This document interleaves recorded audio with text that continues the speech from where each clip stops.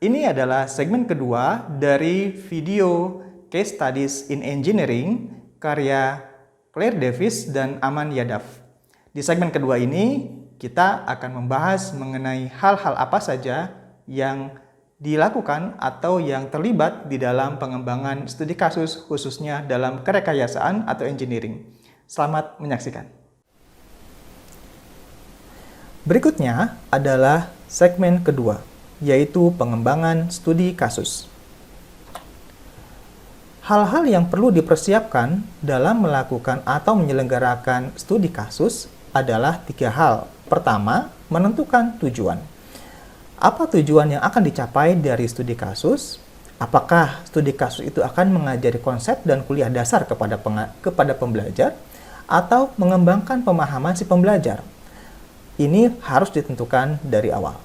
Kemudian, menentukan pendekatan yang akan dilakukan.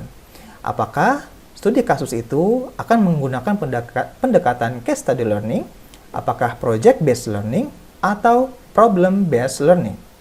Berikutnya adalah mengidentifikasi keahlian utama yang dimiliki oleh si pembelajar. Hal yang disorot adalah 3 hal, yaitu adalah kerja kelompok, atau bagaimana mereka bekerja dalam tim, kemudian bagaimana communication skill mereka, dan seperti apa kesiapan peer tutoring atau pembinaan secara berpasangan. Nah, di tahap perencanaan berikutnya yang harus diperhatikan adalah bagaimana memilih topik dari studi kasus, di mana bahwa hal yang perlu diperhatikan dalam memilih topik adalah pertama, memastikan cakupan teoritis apa saja yang akan dimasukkan dari perkuliahan di kelas untuk dipindahkan ke dalam studi kasus. Yang kedua, bagaimana cara pengembangan studi kasus yang akan dipilih. Dan yang ketiga, dari pemilihan topik ini, bagaimana ketersediaan informasinya. Jangan-jangan terlalu detail atau malah terlalu umum sehingga informasinya menjadi overload. Pada akhirnya, si pembelajar akan merasa kebingungan dengan informasi yang sangat banyak. Hal berikutnya yang menjadi pertimbangan adalah investigasi sumber daya. Artinya, si pengajar itu harus memperhatikan sumber daya yang harus dipersiapkan atau yang harus direncanakan dalam menyelenggarakan studi kasus. Berikutnya adalah metode studi kasus yang akan digunakan. Ada 4 hal alternatif dalam metode studi kasus. Pertama adalah studi kasus digunakan untuk mengganti pengajaran tradisional. Yang berikutnya, studi kasus itu diselenggarakan berdasarkan minat penelitian si pengajar. Yang berikutnya adalah berdasarkan minat pembelajar, atau studi kasus itu adalah berdasarkan kontribusi pengajar dari luar atau dosen tamu. Nah, hal terakhir adalah tool atau alat apa aja yang digunakan untuk melakukan studi kasus. Sebagai contoh di sini adalah peer assessment. Berikutnya adalah pelaksanaan. Hal yang terkait dengan pelaksanaan atau harus diperhatikan dalam pelaksanaan studi kasus, pertama adalah memperkenalkan kasus kepada si pembelajar. Kita sebagai pengajar itu harus transparan mengenai tujuan dari pembelajaran berbasis kasus. Kemudian kita jelaskan kebutuhan dari studi kasus. Kemudian bagaimana keterlibatan pembelajar, kita harus mengevaluasi dari perkenalan kasus sebelumnya seperti apa engagement dari pembelajar. Kemudian berikutnya adalah aktivitas si pembelajar. Kita harus memperhatikan adanya kemungkinan dari penelitian independen dan kelompok kerja. Kita harus memperhatikan dan mengawasi sejauh mana mereka melakukan kedua aktivitas tersebut.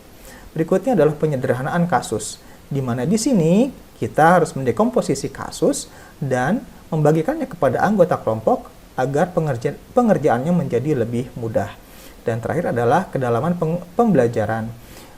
Ada hal yang harus dilakukan, seperti misalnya memberikan referensi kepada pembelajar, misalkan kepada jurnal ataupun textbook, dan pada akhirnya mereka akan berkonsultasi secara langsung.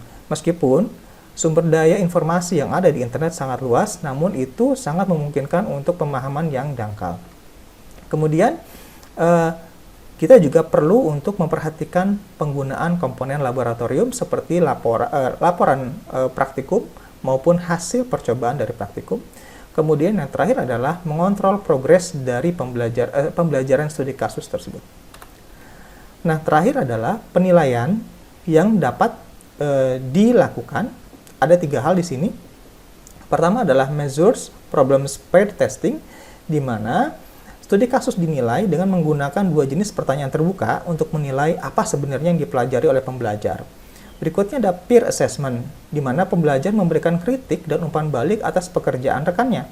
Dan yang terakhir, bisa menggunakan pembobotan penilaian, di mana kita memeriksa proporsi jam kerja pembelajar yang terlibat dalam kelompok agar penilaian menjadi lebih adil.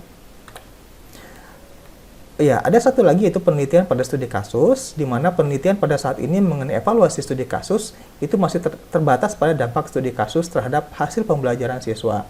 Kemudian masih fokus pada perilaku siswa terhadap studi kasus dan bagaimana meningkatkan pembelajaran dan keterlibatan pembelajar di kelas. Nah, peluang masih terbuka untuk penelitian mengenai dampak studi kasus, yaitu utamanya pada pengujian terhadap dampak kasus di luar persepsi pembelajar, maupun menilai pembelajaran pembelajar dari studi kasus. Demikian segmen kedua ini, terima kasih telah menyaksikan video ini.